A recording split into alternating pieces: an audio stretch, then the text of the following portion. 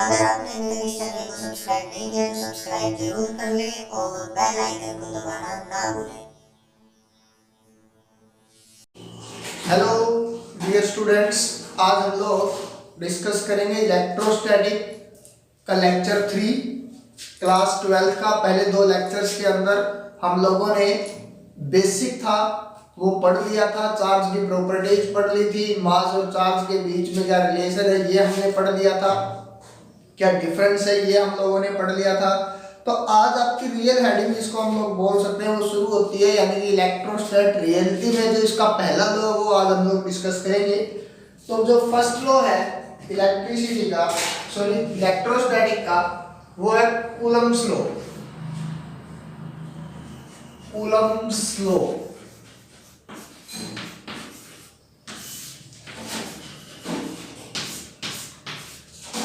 Coulomb's law, इसके अंदर क्या होता है, जो कूलम्ब्स आपने पहले ये लॉ क्या होता है मैंने आपको पहले भी कभी बताया होगा कि लॉ टोटली एक्सपेरिमेंटल बेस्ड होता है। इसके अंदर कोई और हम मैथमेटिकली प्रूफ तो नहीं कर सकते, लेकिन ये क्या होता है एक्सपेरिमेंट से हम इसको ड्राइव करते हैं। यानी कि जो कूलम्ब साहब थे इन्होंने क्या किया, एक्सपेरिमेंट किया 2 चार्जेस के ऊपर। वो इसकी जो रियल स्टोरी थी वो उन्होंने क्या क्या किया वो भी हम थोड़ा सा डिस्कस करेंगे।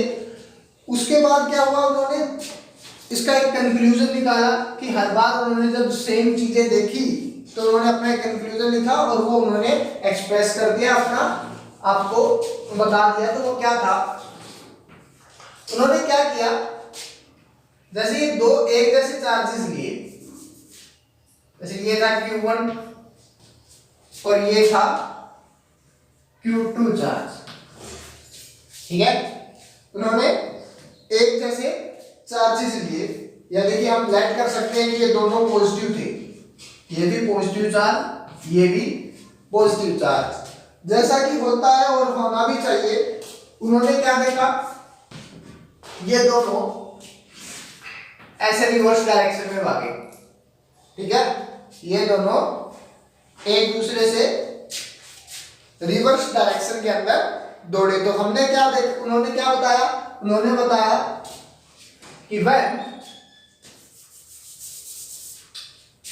कि दो फोर्सेस के बीच, यानी कि 2 इक्वल चार्जेस या फिर हम बोल सकते हैं एक जैसे चार्जेस के बीच में क्या होता है, अपोजिट फोर्स रहता है। उन्होंने ये बात हमको बता दी कि अपोजिट फोर्स रहता है,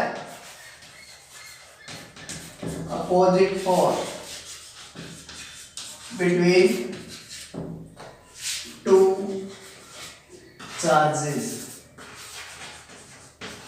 ठीक है।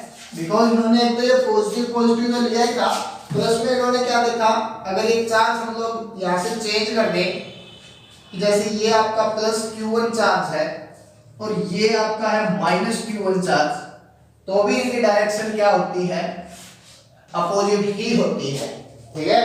यहाँ पर भी इनकी डायरेक्शन क्या है, अपोजिट है, और यहाँ पर भी इनकी डायरेक्शन अपोजिट है। तो उन्होंने क्या लिख दिया कि opposite force between x between 2 positive sorry 2 charges, की आपका चार्ज जो भी हो, पॉजिटिव हो, लाइक चार्जेस हो या फिर अनलाइक चार्जेस हो, वो क्या होगा, हमेशा अपोजिट होगा। Opposite force x between 2 charges, ये बात उन्होंने बोल दी। उसके बाद क्या हुआ, अब उनको इसके मैग्नीट्यूड के बारे में सोचना था कि जो फोर्स लगता है वो कितना लगता है। तो इन्होंने एक्चुअली क्या किया,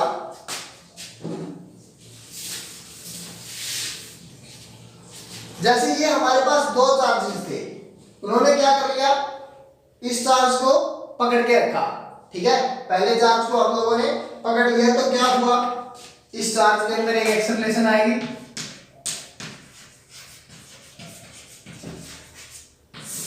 ठीक है। उसको उन्होंने मेजर कर लिया कि इसके अंदर कितनी, इसका मास भी हमें सेम लेना पड़ेगा, जैसे हमने मास भी क्या ले लिया, सेम ले लिया, इसका भी है इसका भी है। तो क्या हुआ, इसके अंदर एक एक्सेलरेशन आई, उन्होंने उसको क्या कर लिया, मेजर कर लिया, काउंट कर लिया। अब दोबारा क्या देखा उन्होंने, इस Q2 चार्ज को पकड़ लिया, अब इसको पकड़ने से उसके ऊपर कोई इफेक्ट नहीं पड़ेगा और इसको पकड़ने से इसके ऊपर कोई इफेक्ट नहीं पड़ेगा। अगर हम चार्ज Q1 को पकड़ के रखेंगे फिर भी इसके अंदर क्या आएगा, मोशन आएगा या फिर इसके ऊपर इसके द्वारा फोर्स लगाया जाएगा, उस फोर्स लगेगा तो एक्सेलरेशन आएगी। उसके बाद जब हम इसको पकड़ लेंगे तो भी उसके ऊपर कोई इफेक्ट नहीं पड़ेगा, वो तो अपनी डायरेक्शन में, जिस डायरेक्शन में उसको फोर्स लग रहा है, यानी कि जिस डायरेक्शन में एक्सेलरेशन आ रही है उसी डायरेक्शन में क्या होगा, फोर्स लग रहा है, तो उस डायरेक्शन में वो भी दौड़ेगा। तो उन्होंने इसकी भी एक्सेलरेशन क्या कर ली, काउंट कर ली, या हम बोल सकते हैं मेजर कर ली कि कितनी थी। तो जो उनके पास रिजल्ट निकल के आया वो ये था कि acceleration of Q1 is equal to acceleration of Q2। ठीक है, acceleration of Q1 is equal to acceleration of Q2, ये उनके पास निकल के आया। तो उन्होंने क्या कहा कि अगर मास सेम है, मास तो दोनों का क्या है m, तो अगर हम इसके ऊपर फोर्स फाइंड आउट करने की कोशिश करें तो F is equal to m में, F is equal to m में मास तो पहले ही सेम था, a भी सेम है, तो इनके ऊपर फोर्स भी क्या होगा, सेम होगा। तो अगर मैं इसको एक बार ऐसे लिख रहा हूं, जो ये चार्ज Q1 है इसके ऊपर जो फोर्स लगेगा वो किसकी वजह से लगेगा, Q2 की वजह से। तो F यानी फोर्स ऑन 1/2, ठीक है, फोर्स ऑन 1/2, और यहां पर क्या होगा, फोर्स ऑन 2/1, और फोर्स क्या होती है, एक वेक्टर क्वांटिटी होती है, तो हम इसको वेक्टर में भी शो कर देते हैं। तो उन्होंने जो आप अपना नेक्स्ट जो कंक्लूजन उन्होंने बताया वो ये था कि F of 1 2 is equal to F of 2 1, यानी कि इनका मैग्नीट्यूड होता है वो क्या होता है, सेम होता है। ठीक है, इनका मैग्नीट्यूड क्या होता है, सेम होता है। कोई भी दो चार्जेस हैं उनके बीच में अगर फोर्स लगता है, ठीक है। अब इसके बाद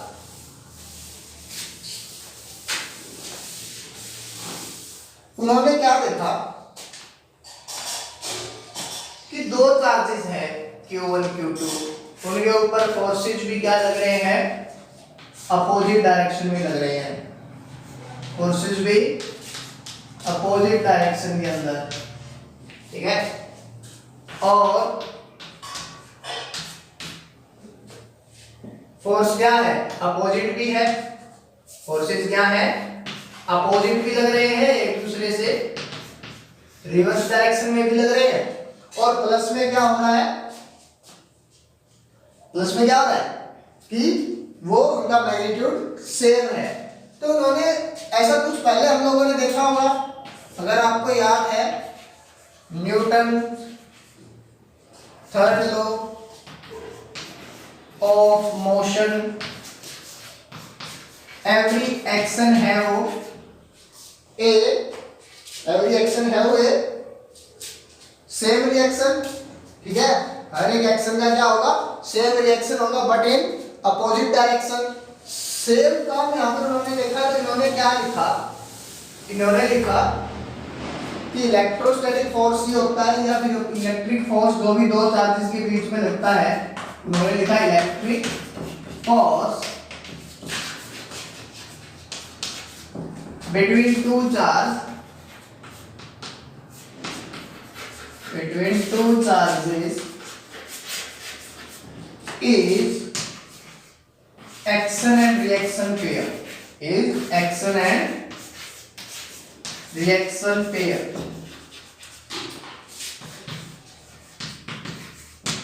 ये ऐसा उन्होंने डाल दिया कि दो चार्जेस के बीच में क्या देखा उन्होंने देखा ये कि दो चार्जेस के बीच में लगने वाला फोर्स होता है, जो हर एक दोनों चार्जेस के ऊपर जो मैग्नीट्यूड होता है वो सेम होता है, यानी F12 है वो F21 के इक्वल है, लेकिन डायरेक्शन क्या है, अपोजिट है। तो ये क्या बन गया आपका, एक्शन एंड रिएक्शन पेयर बन गया। अब क्या हुआ, जैसे उन्हीं के दिमाग में एक थॉट आया,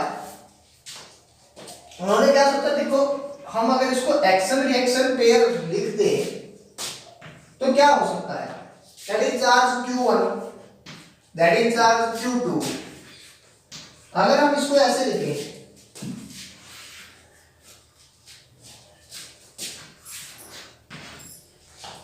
ठीक है। अगर हम इसको इस टाइप से लिख दें कि एक्शन रिएक्शन पेयर है, ठीक है, ये चार्ज Q1 है, ये चार्ज Q2 है, इनका मैग्नीट्यूड भी क्या है, सेम है, यानी कि F12 है वो F21 के इक्वल है। तो क्या हम ऐसा लिख सकते हैं, क्या ये चार्जेस ऐसे जाएंगे, तो ये चार्जेस ऐसे नहीं जाएंगे। केवल एक्शन और रिएक्शन पेयर लिखने से ये हम ऐसा यूज कर सकते हैं इस फिगर को कि हम ऐसा भी चार्जेस के साथ हो सकता है। तो इसलिए इन्होंने एक्शन एंड रिएक्शन पेयर तो इसको लिखा, लेकिन इसके साथ में एक और चीज भी मेंशन कर दी, और वो क्या थी, along the line joining the two charges.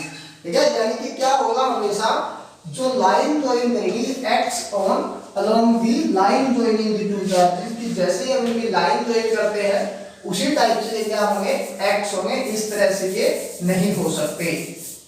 ठीक है, तो आप लोगों को ये सारी चीजें समझ आ रही होंगी कि अलोंग द लाइन जॉइनिंग क्यों लिखा होता है, क्योंकि हम ऐसा इंटरप्ट ना कर लें कि इनकी डायरेक्शन जैसे मैंने पहले बताई वैसे भी हो सकती है कि एक ऊपर की तरफ जाए और एक डाउनवर्ड आ जाए, जो कि गलत है।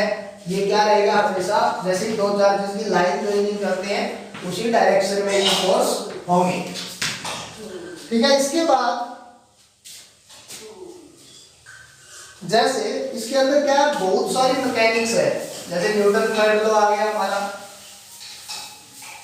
ठीक है, और भी इसके अंदर, यानी कि अभी तक तो हम फॉर्मूले तक पहुंचे ही नहीं, यानी कि पूरे का पूरा चैप्टर हम ये बोल सकते हैं कि मैकेनिक्स बेस्ड चैप्टर है जो आपने पिछली क्लास में पढ़ा है। फॉर एग्जांपल जैसे मैं एक क्वेश्चन लेता हूं, ये चार्ज है Q1, ये एक चार्ज है Q2, एक एग्जांपल है,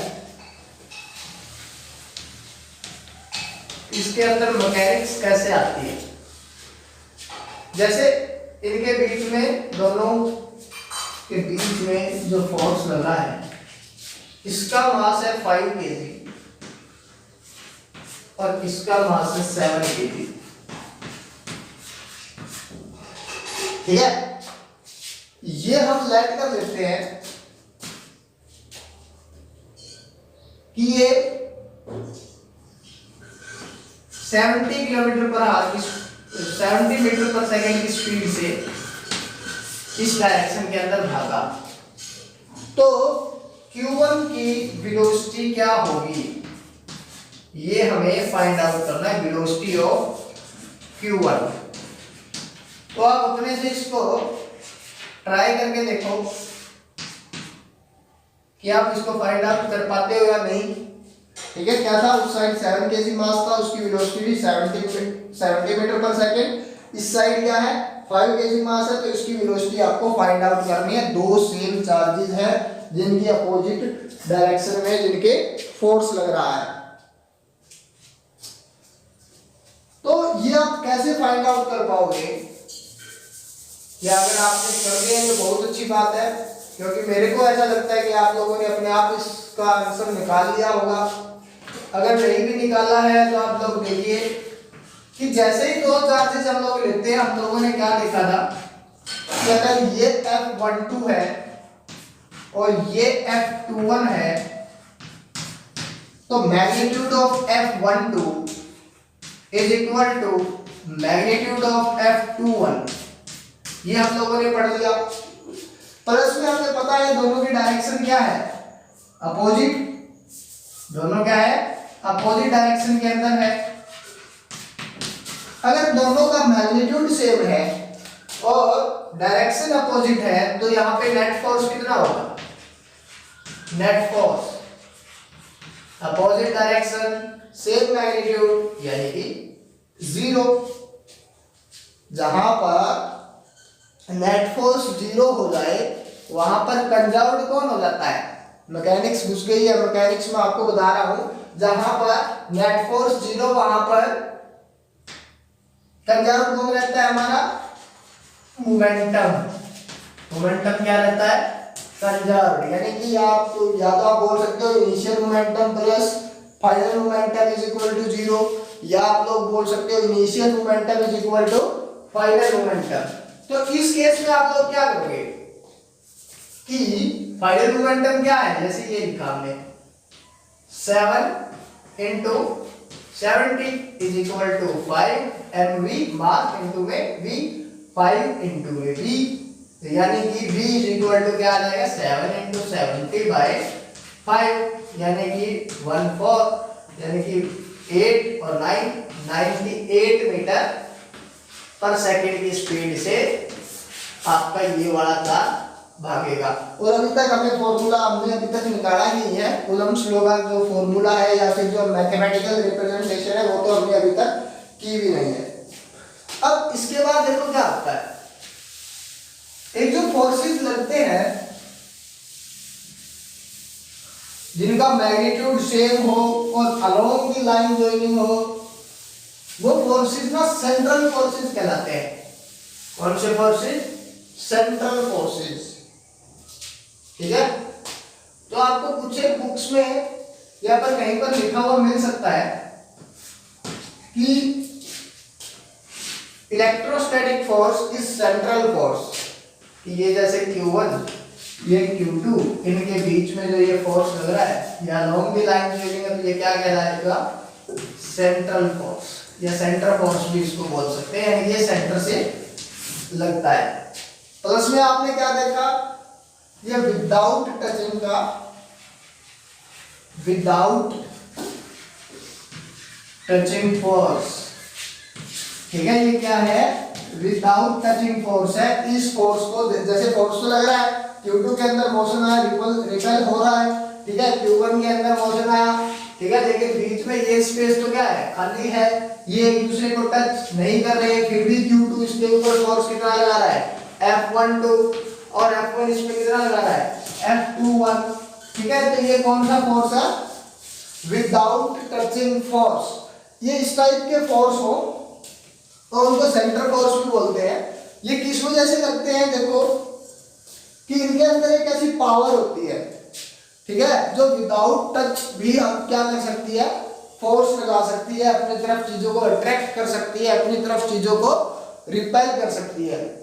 तो कुछ एक आपने देखा हो ना, कुछ एक ह्यूमन बीइंग्स भी ऐसे होते हैं जो भी क्या होते हैं? अट्रैक्टिव होते हैं, जिनकी पर्सनालिटी अट्रैक्टिव होती है, जो आपको अपनी तरफ आकर्षित करते हैं। तो वैसे ही इनका भी क्या होता है? एक अपना,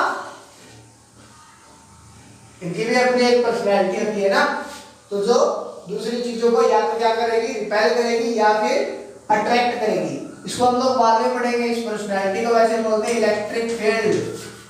आपने कभी पढ़ा होगा इलेक्ट्रिक फील्ड, जिसकी वजह से ये फोर्स लगता है ना। तो जैसे ग्रेविटेशन के अंदर हम लोगों ने पढ़ा होगा पिछली क्लास में कि ये क्या बनता है? ग्रेविटेशनल फील्ड बनता है। ग्रेविटेशनल फील्ड की वजह से ही क्या लगता है? फोर्स लगता है दूसरी चीजों पर, वो भी विदाउट टचिंग का फोर्स है। जैसे हमने ये चौक पकड़ रखा है, इसको यहाँ से छोड़े तो क्या होगा? ये चौक नीचे गिरेगा। अब ये चौक नीचे गिर रहा है तो इसका मतलब ये तो नहीं कि अर्थ से कोई चीज आ रही है और इसको पकड़ के लेके जा रही हो, ये भी क्या है? विदाउट टचिंग वाला फोर्स है। तो इन्होंने ये बातें इसके अंदर बताई कूलम्ब्स लॉ में। अब जब इन्होंने इसके ऊपर बहुत सारे एक्सपेरिमेंट किए और इस फोर्स को फाइंड आउट करने की कोशिश की कि ये फोर्स एक्चुअली बनता कैसे है या फिर कैसे कितना होता है, तो जैसे जैसे ये चार्ज बढ़ा रहे थे, जैसे ये Q1 था, ये Q2 था, इनका अगर मैग्नीट्यूड हम लोग चेंज कर रहे थे तो फोर्स क्या हो रहा था? बढ़ा रहे थे तो बढ़ रहा था और कम कर रहे थे तो कम हो रहा था। साथ ही साथ क्या कर रहा था? ये एक दूसरे पर भी डिपेंड थे। अगर एक चार्ज को हम बढ़ा दें और एक को बहुत कम कर दें, फिर भी चार्ज के ऊपर कोई ज्यादा इफेक्ट नहीं आ रहा था, और एक को बढ़ा दें, दोनों को बढ़ाए तभी क्या आ रहा था? इनके ऊपर इफेक्ट बन रहा था। तो लास्ट में जो इसका कंक्लूजन उन्होंने दिया वो दिया कि जो इलेक्ट्रोस्टैटिक फोर्स है वो डायरेक्टली प्रोपोर्शनल है प्रोडक्ट ऑफ चार्जेस के। ठीक है, तो ये चार्जेस है इनके प्रोडक्ट के ऊपर ये डायरेक्टली प्रोपोर्शनल है कि जो इनका प्रोडक्ट जैसे बढ़ेगा वैसे F बढ़ जाएगा, इनका प्रोडक्ट जैसे ही कम होगा वैसे क्या हो जाएगा? इसके फोर्स भी कम हो जाएगा। फिर उन्होंने कहा, उन्होंने डिस्टेंस कभी बढ़ा के देखी कभी कम करके देखी, तो उन्होंने कहा कि ये क्या है? इसके इनवर्सली प्रोपोर्शनल है स्क्वायर ऑफ द डिस्टेंस के, ठीक है। जो f है वो इनवर्सली प्रोपोर्शनल है स्क्वायर ऑफ द डिस्टेंस के। तो उसके बाद हम लोगों ने क्या किया, इसको एक साथ लिखा। एक साथ कैसे लिखा, एक साथ लिखा कि f डायरेक्टली प्रोपोर्शनल क्या हो गया q1 q2 और इनवर्सली प्रोपोर्शनल हो गया r स्क्वायर की, ठीक है। f directly proportional q1 q2 था, f inversely proportional 1/r square यानी कि r स्क्वायर था, और f हम एक साथ लिख रहे हैं, f क्या हो गया q1 q2 upon r square.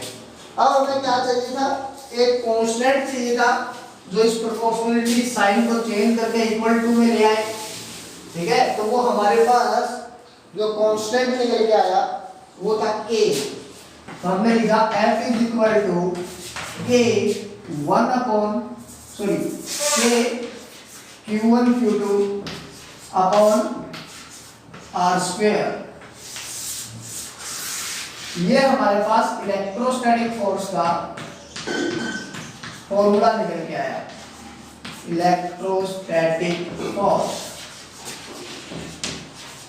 Electrostatic force का फॉर्मूला हमारे पास क्या निकल के आया, F is equal to k q1 q2 upon r square. अब हमारे पास जो k की वैल्यू थी वो क्या थी, k की वैल्यू आई हमारे पास 9 इंटू में 10 की पावर 9 इंटू में 10 की पावर 9। अब इसकी यूनिट के ऊपर बात करेंगे तो यूनिट हम लोग कैसे निकालेंगे, आप इस लो को वर्ड्स में भी लिखेंगे, ठीक है। अपनी लैंग्वेज में आप इसको वर्ड्स के अंदर भी क्या कर लेंगे, नोट कर लेंगे। तो जैसे ही हम लोग इसकी ऐसा यूनिट के ऊपर पहुंचे तो वो कैसे निकालेंगे, f इज इक्वल टू क्या होता है k q1 q2 upon r square, ये हमें पता था। तो यहाँ पे हम सबकी ऐसा यूनिट लिखेंगे, f की ऐसा यूनिट न्यूटन फोर्स, k की तो हमें फाइंड आउट ही करनी है, q1 q2 यानी दोनों चार्जेस हैं और दोनों आपस में क्या कर रहे हैं, मल्टीप्लाई हो रहे हैं। तो जो ऐसा यूनिट भी क्या हो जाएगी, मल्टीप्लाई यानी coulomb into coulomb, coulomb square upon में r स्क्वायर, r क्या था डिस्टेंस बिटवीन टू चार्जेस यानी कि यूनिट मीटर, तो स्क्वायर है तो यहाँ पर भी क्या आ जाएगा मीटर स्क्वायर। तो जो k की ऐसा यूनिट निकल के आएगी वो थी न्यूटन, तो था ही, ये आएगा ये ऊपर आ जाएगा यानी कि मीटर स्क्वायर और अपॉन में कूलम स्क्वायर। तो हम लोग लिखेंगे k की वैल्यू 9 इंटू 10 की power 9 newton metre square in coulomb inverse square, ठीक है। Newton metre square coulomb inverse square. अब ये वैल्यू कहां से आई, ये वैल्यू हमें कहां से पता चली, जो k था वो था 1/4 पाई एप्सिलॉन नॉट के equal, k is equal to 1/4 pi epsilon naught, ठीक है। और इस पार्ट की जो वैल्यू थी वो थी 9 into 10 to raise to power 9, ठीक है। यूनिट लिखना चाहो newton metre square coulomb square, ठीक है। अब ये एप्सिलॉन नॉट क्या है, ये इसकी वैल्यू ना जैसे जैसे आप इन चार्जेस का मीडियम चेंज करेंगे, यानी कि हम लोगों ने जैसे ये यहाँ रखा है, ये है जैसे, और ये जो r है ये लेफ्ट कर लेते हैं एक बार, वैक्यूम में है, इसके अंदर है वैक्यूम में या फ्री स्पेस में जहाँ पे एयर भी नहीं है, तो वहां पे ये वैल्यू एप्सिलॉन नॉट होती है।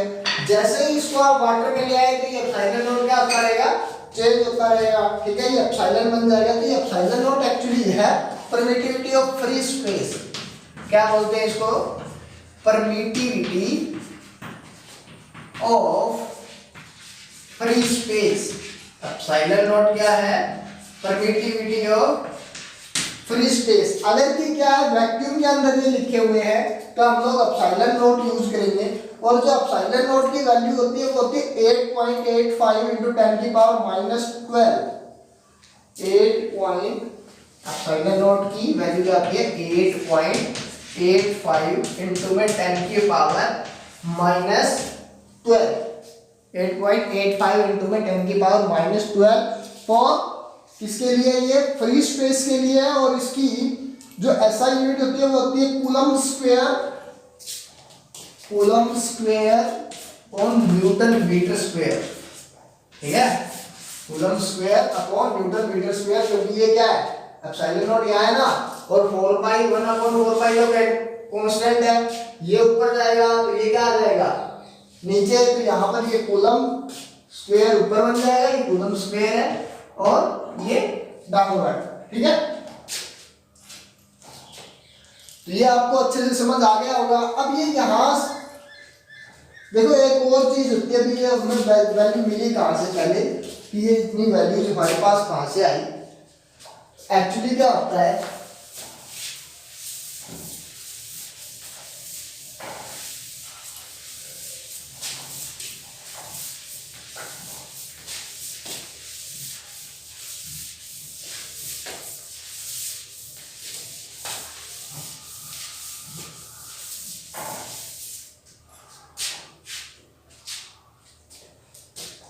देखो जो सी होती है ना, जो सी वो होती है 1/μ0 अपॉन इंटू में एप्सिलॉन नॉट, 1/μ0 अपॉन इंटू में एप्सिलॉन नॉट। और इसकी वैल्यू आपको पता है कितनी होती है 3 × 10⁸ मीटर पर सेकेंड।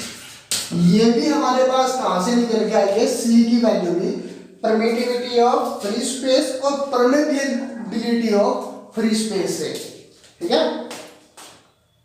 यानी कि म्यू नॉट क्या है हमारे पास, permeability of free space, permeability of free space. यहां से हमारे पास वैल्यू निकल के आई किसकी, सी की। तो अब आप लोग म्यू नॉट की वैल्यू तो निकाल ही सकते हो, तो कोशिश करना, इसकी वैल्यू आपको पता है, ये वैल्यू आपको पता है, तो म्यू नॉट की वैल्यू निकालने की भी आप लोग कोशिश करना कि कितना होता है परमेबिलिटी ऑफ फ्री स्पेस, ठीक है। इसके बाद हमें क्या करना है, इसकी कुछ प्रॉपर्टी लिख लेनी है।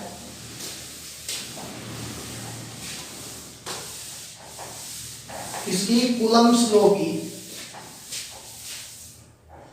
तो पहले जैसे मैं ये दो चार्जेस लेता हूं, लेट कर लेते हैं Q1, ये लेट कर लेते हैं, ये -Q1 है, ठीक है, Q2 लिखो है, ठीक है, -Q2।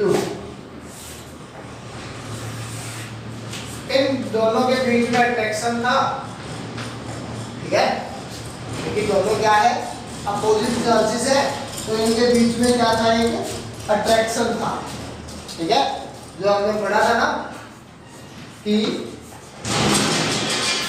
पॉजिटिव नेगेटिव के बीच में प्यार होता है, ठीक है, ये प्यार इन दोनों के बीच में था, ये अट्रैक्शन थी इन दोनों के बीच में, इनकी अच्छी कट रही थी, ठीक है। इसके ऊपर फोर्स लग रहा था F12 और इसके ऊपर फोर्स लग रहा था F21, इसके ऊपर फोर्स F12 और इसके ऊपर फोर्स लग रहा था आपका F21। फिर क्या हुआ,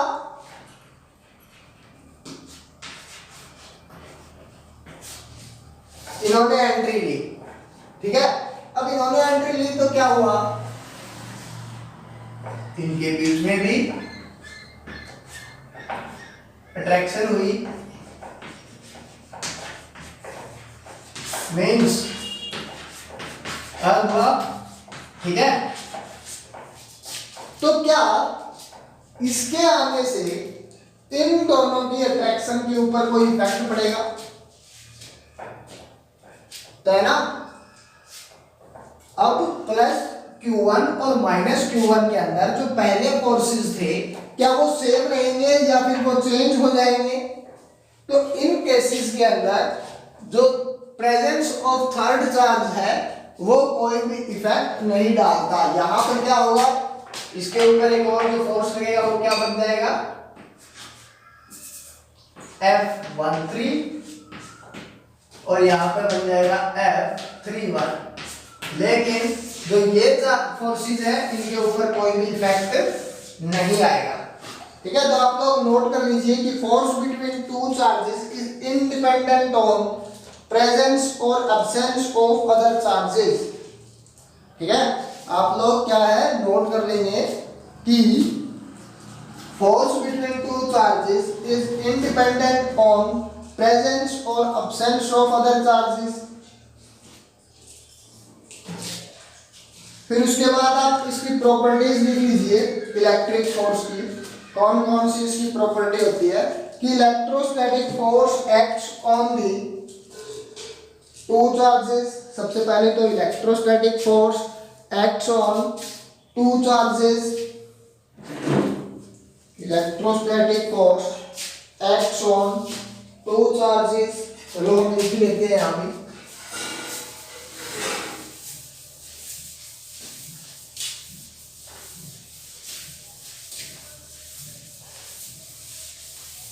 क्या लिखोगे, properties of electric force.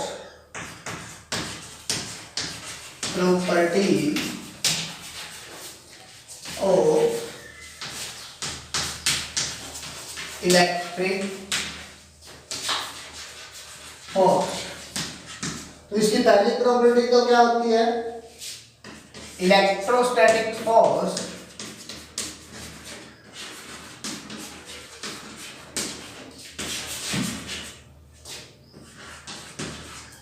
acts, electrostatic force acts on two charges. Electrostatic force acts on two charges.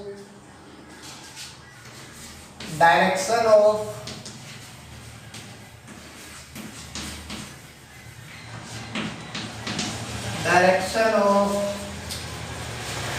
two forces. Direction of two forces is opposite.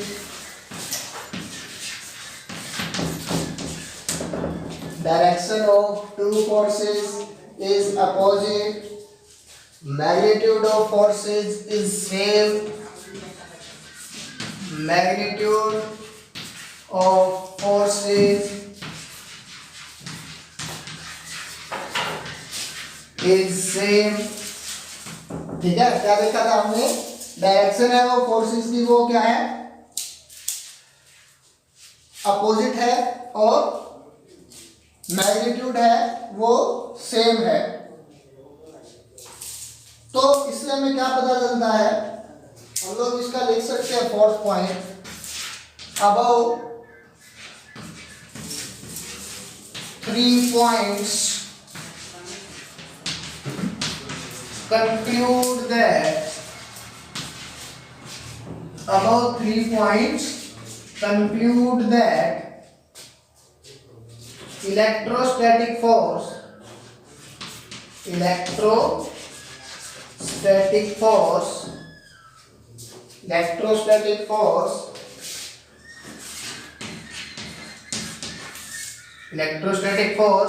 is action and reaction pair. Action and reaction pair.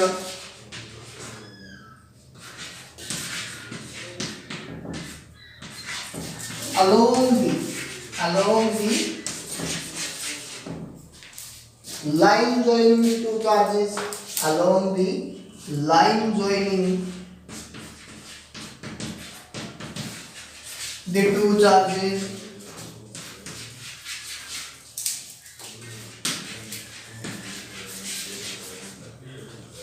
Yeah. Above 3 points conclude that electrostatic force is action and reaction pair along the line joining the two charges. तो ये कुछ एक इसकी properties थी जो आपको right करनी चाहिए, आपको माइंड में भी रखनी चाहिए। कि ये कौन कौन सी प्रॉपर्टीज है। ठीक है, अब इसका जो नेक्स्ट पार्ट आप लोग लिख सकते हो वो ये भी लिख सकते हो कि electrostatic force is centre force, centre force, electrostatic force is centre force. ये आपकी फिफ्थ प्रॉपर्टी हो जाएगी। ठीक है, और इसका मैग्नीट्यूड आप लोग लिख सकते हो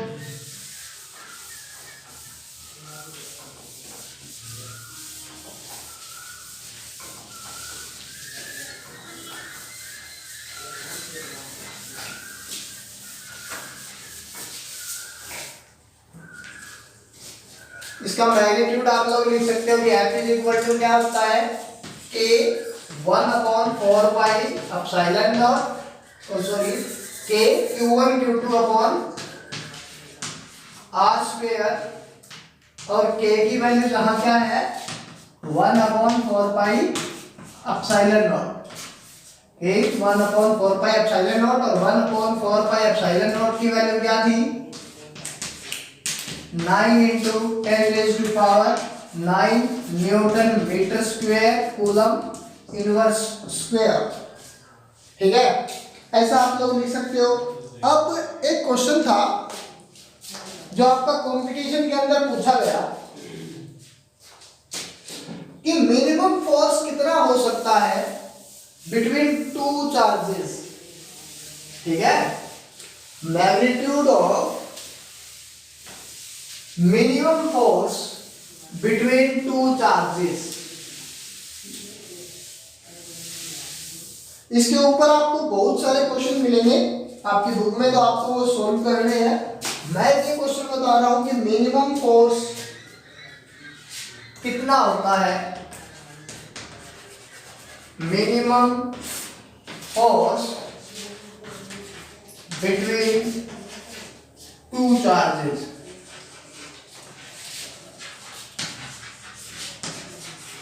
अभी कितना पॉसिबल है मिनिमम फोर्स, तो वो आप कैसे फाइंड आउट करोगे, वो हम लोग फाइंड आउट कर पाएंगे कि हमारा जो R हो, ठीक है, जो इसके साथ एक और चीज ऐड करनी पड़ेगी आपको, minimum force between two charges separated at A distance of 1 meter, at a distance of 1 meter। यानी कि डिस्टेंस का तो हमें पता होगा ना, मिनिमम फोर्स हम लोग नीचे R को इनफाइनाइट करके क्या कर देंगे, 0 कर देंगे, लेकिन यहाँ पर हमें गिवन है कि ये कितना है 1 मीटर। तो हमें क्या चाहिए, हमें चाहिए कि जो दोनों चार्जेस हो, जो Q1 हो और जो Q2 हो, वो मिनिमम हो, है ना, तभी तो फोर्स क्या हो पाएगा, मिनिमम हो पाएगा। तो फोर्स मिनिमम, ये चार्जेस मिनिमम कितने हो सकते हैं, smallest unit of charge, smallest unit of charge वो क्या होता है हमारे पास, वो हमारे पास है इलेक्ट्रॉन, है ना, कौन है, इलेक्ट्रॉन। तो हम लोग क्या कर लेंगे, यहाँ पर भी 1 इलेक्ट्रॉन जितना चार्ज Q1 भी ले लेंगे 1.6 into 10 raised to power -19, और Q2 भी ले लेंगे 1.6 into 10 raised to power -19, और हम लोग फॉर्मूला अप्लाई कर देंगे F is equal to 1/4 pi epsilon naught। यहाँ पर क्या लिखेंगे, E स्क्वायर ना, चार्ज और इलेक्ट्रॉन का स्क्वायर अपॉन 1। ठीक है, तो अगर हम इसको शॉर्ट टर्म के अंदर लिखे तो हम लोग ऐसा लिख सकते हैं कि मिनिमम जो चार्ज होगा वो क्या होगा, इसके कुछ ऑप्शंस भी इस तरह के थे कि ऑप्शन नंबर 1 जैसे इसका दे दिया KE, ऑप्शन नंबर 2 दे दिया इसका KE स्क्वायर, ऑप्शन नंबर 3 जैसे इसका हो KE/2, और ऑप्शन नंबर 4 इसका हो KE की पावर 3। ठीक है, तो आप लोग क्या करोगे, 1/4 क्या है के, और ये क्या है यहाँ पे ई, और इसका क्या है स्क्वायर, और नीचे तो 1 ही है तो इसका कोई मतलब ही नहीं बनता। तो ये क्या हो जाएगा आपका f इज इक्वल टू के स्क्वायर। ठीक है, तो इस टाइप के बहुत सारे क्वेश्चन है जो आपको ये सोल्व करने हैं। इसके बाद हमारे पास Coulomb's law in vector form है जो हम अगली क्लास में पढ़ेंगे। ठीक है, और इसकी जो नेक्स्ट वीडियो है वो भी आपको जल्दी मिल जाएगी, इसलिए आप लोग क्या कर लीजिए, चैनल को सब्सक्राइब कर लीजिए ताकि आपके पास नोटिफिकेशन आ जाए।